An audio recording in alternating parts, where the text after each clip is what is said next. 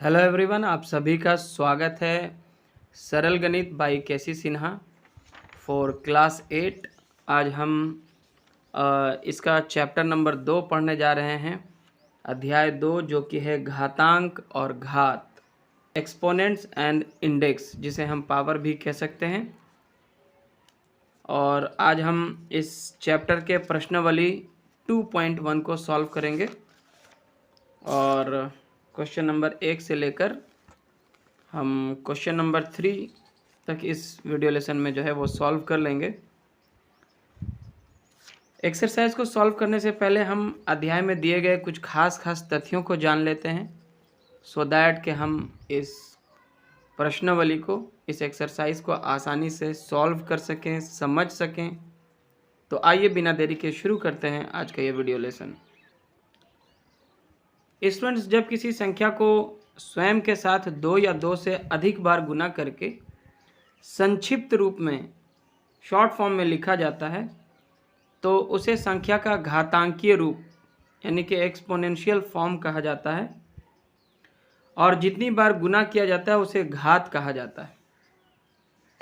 जैसे 32 को अगर हम इस प्रकार लिख सकते हैं, 2 गुना 2 गुना 2 गुना 2 गुना 2, 2 दूना 4 दूना 8 दूनी 16 दूनी 32, यानी कि 2 पर घात 5 के रूप में हम 32 को लिख सकते हैं। यहाँ पे 2 जो है वो आधार कहलाता है और ये जो घात के रूप में 5 है ये घात कहलाता है, पावर या फिर एक्सपोनेंट कहलाता है।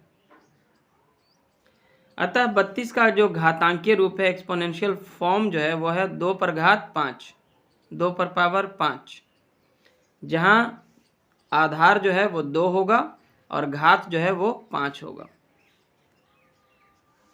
अब हम संक्षिप्त में घातांकों के कुछ नियम को जान लेते हैं, लॉज ऑफ एक्सपोनेंट्स। सबसे पहले यहाँ पे आप देख पा रहे हैं कि यहाँ पे एक शून्योत्तर संख्या a है। मान लिया जाए कि a कोई शून्योत्तर संख्या मतलब 0 को छोड़कर कोई संख्या हो, तो a पर घात m गुना a पर घात n बराबर, यहाँ पे आधार दोनों का समान है, a के रूप में है, तो इस स्थिति में आधार वही रहेगा और जो इसके ऊपर में जो घात है m और n, उन दोनों को जोड़ देना है। तो हो जाएगा a पर घात m गुना a पर घात n बराबर a पर घात m प्लस n। और जब ये भाग के रूप में होगा, a पर घात m भागा a पर घात n, तो इसको हम इस प्रकार लिख सकते हैं, a पर घात m बटा a पर घात n। और इस स्थिति में आधार वही रहता है और इसके घातांकों को घटा दिया जाता है, तो a पर घात m माइनस n हो जाएगा। तीसरा नियम है, a पर घात m और उस पर घात अगर n हो तो इसको हम क्या करते हैं, आधार वही रहने देते हैं और इन दोनों घातों को गुना कर देते हैं, तो हो जाता है a पर घात m गुना n यानी कि mn। ठीक है।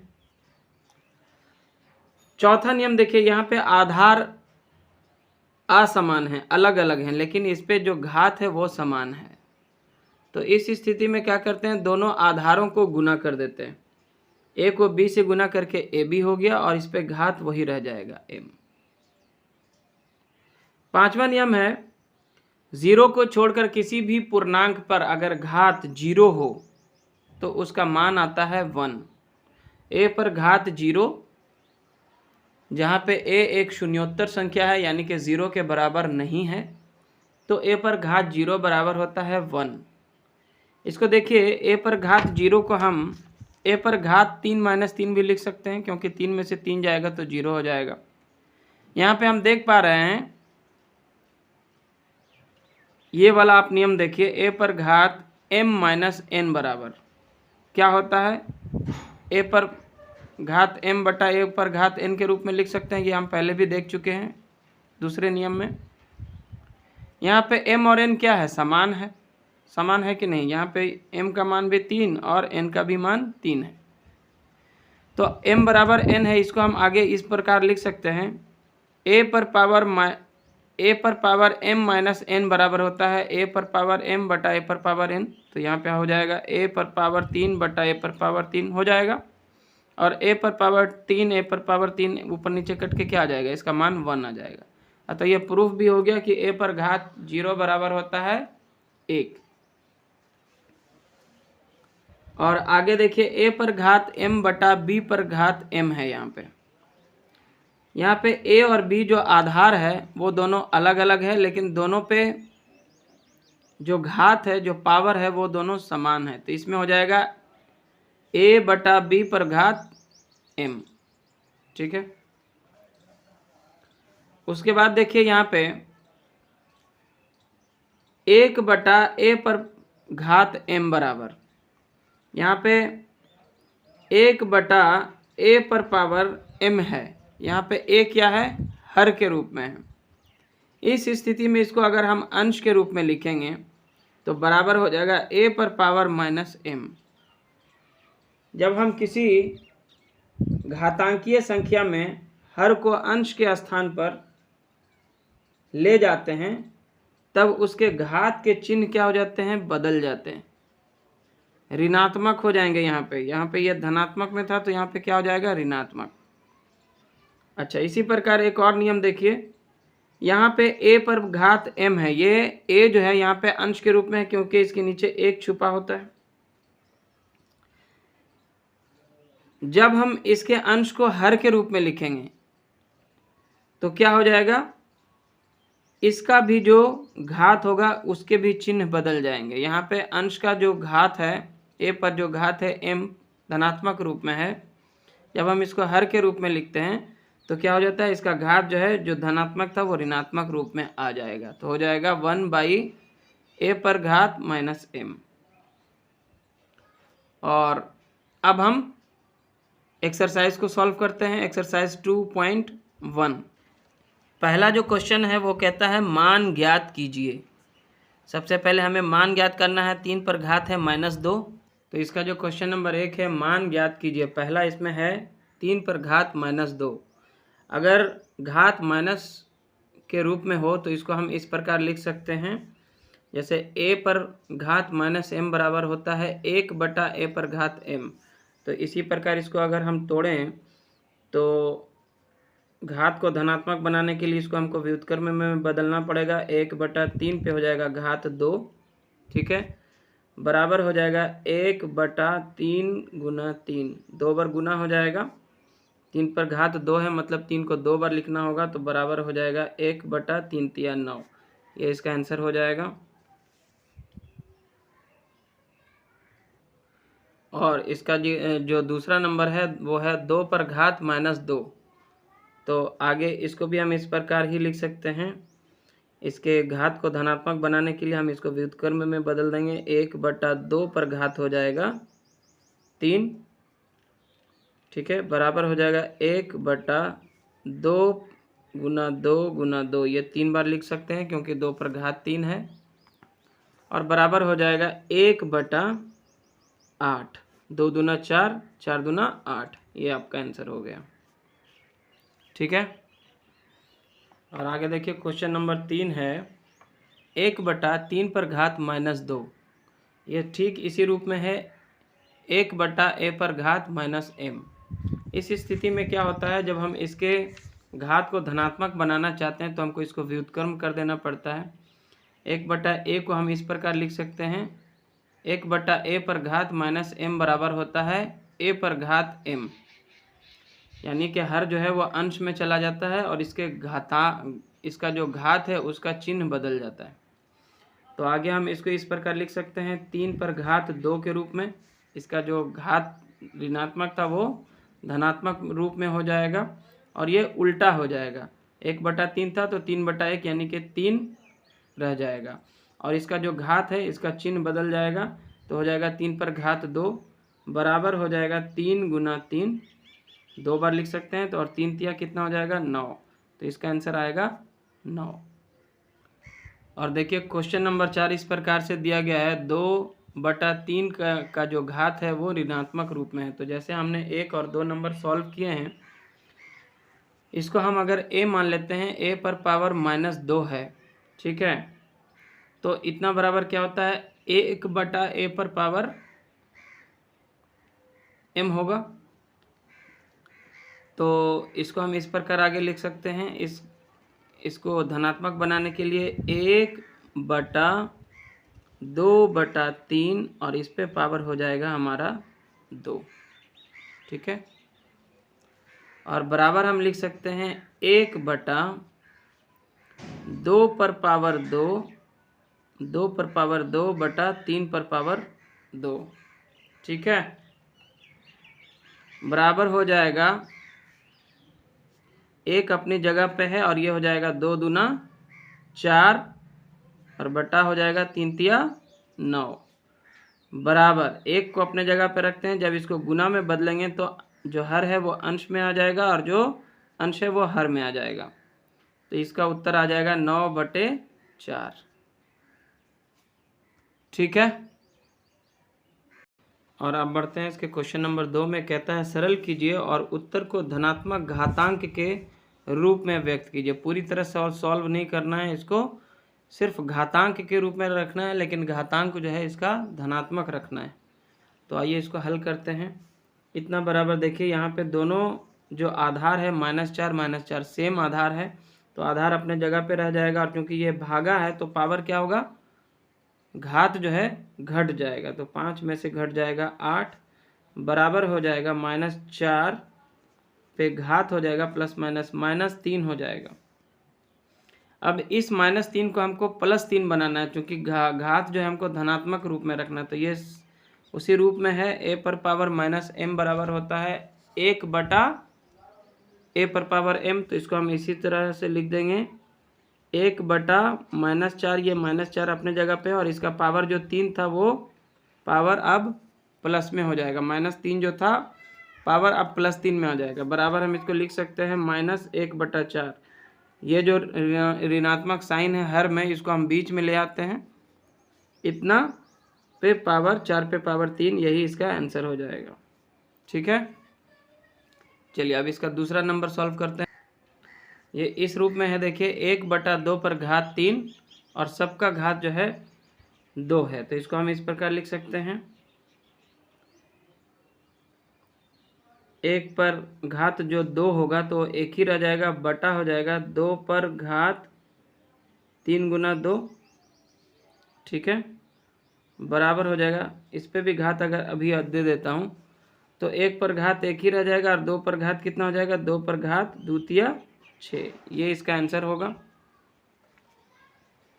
ठीक है। और अब हम क्वेश्चन नंबर 3 को सॉल्व कर लेते हैं।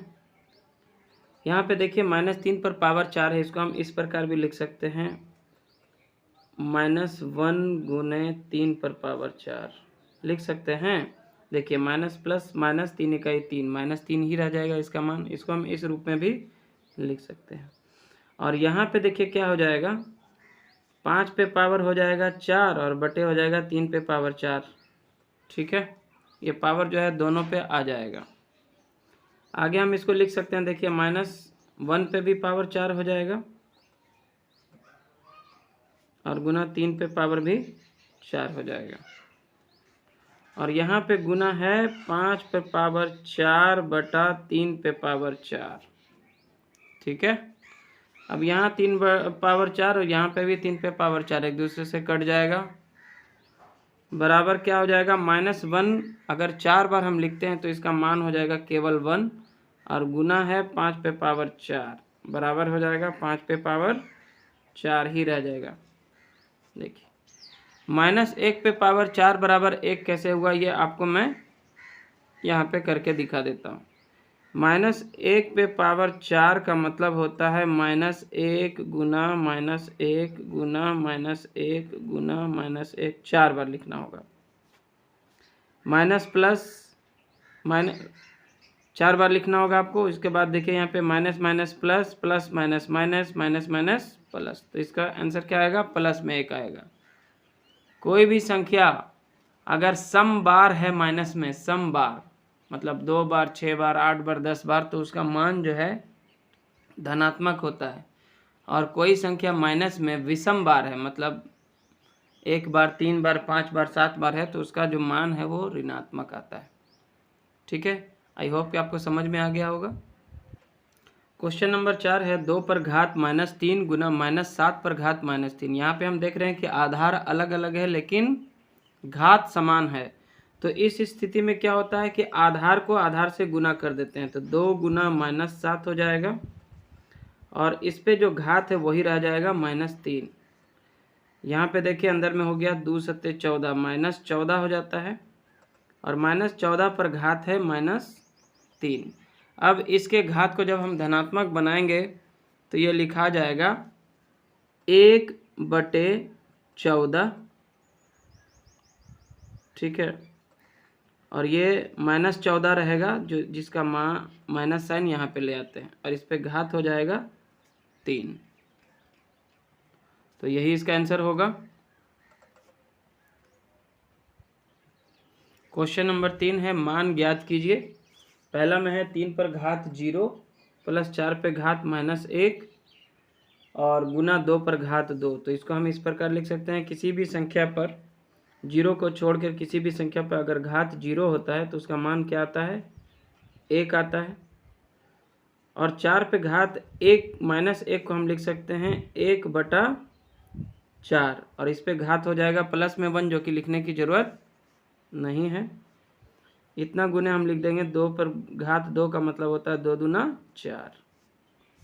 आगे बढ़ेंगे तो हो जाएगा यहाँ पे 4 एलसीएम के रूप में आएगा नीचे, तो यहाँ पे हो जाएगा 1 चौके 4 प्लस 1 ब्रैकेट के अंदर इस तरह से होगा, इतना गुने 4 बराबर हो जाएगा 5/4 गुने 4 और 4 से 4 कट जाएगा तो बराबर हो जाएगा केवल 5 और यही हो जाएगा इसका उत्तर। दूसरा नंबर देखते हैं। दूसरा नंबर है इस प्रकार से क्वेश्चन, तो यहाँ पे देखिए हम लिख सकते हैं 2 पर घात -1 है तो इसको हम लिख सकते हैं 1/2 और घात इस पे आ जाएगा 1 धनात्मक में, मतलब लिखने का जरूरत नहीं है, घात 1 लिखा नहीं जाता है, गुना इसका मान हो जाएगा 1/4। ठीक है, a पर पावर -m बराबर होता है 1/a पर पावर m, तो उसी रूप में हमने लिख दिया है इतना और यहाँ पे भागा का साइन है और 2 पर पावर -2 है यानी कि ये भी हो जाएगा 1/2 पर घात 2 के रूप में। आगे बढ़ेंगे, हो जाएगा यहाँ पे 1/4 दूना 8 और भागा का निशान रहने देते हैं, यहाँ पे हो जाएगा 1/2 दूना 4। ठीक है, बराबर हो जाएगा 1/8 गुना का निशान देंगे, 4 ऊपर चला जाएगा, बटा 1 लिखने की ज़रूरत नहीं है। 4 × 1 4, 4 दूना 8 कट जाएगा, आ जाएगा 1/2 आंसर। और अब हम इसका क्वेश्चन नंबर 3 सॉल्व करते हैं जो इस प्रकार से दिया गया है, ब्रैकेट के अंदर में है, ये देखिए -2/3 पर पावर है -2। इसका पावर जो है, जो घात है, इसको धनात्मक करने के लिए इस संख्या को हमको व्युत्क्रम कर देना होगा। इस संख्या का व्युत्क्रम हो जाएगा 3/-2 और इस पे घात जो -2 था अब हो जाएगा प्लस में 2 और ओवरऑल पावर अभी हम सेम रहने देते हैं। आगे इसको हम इस प्रकार से लिख सकते हैं, 3 पे पावर हो जाएगा 2 और बटा -2 पे भी पावर हो जाएगा 2 और ओवरऑल पावर अभी जो बाहर है वो 2 अपने जगह पे है। इस घात को हमने इसके ऊपर भी डाल दिया और इसके ऊपर भी डाल दिया।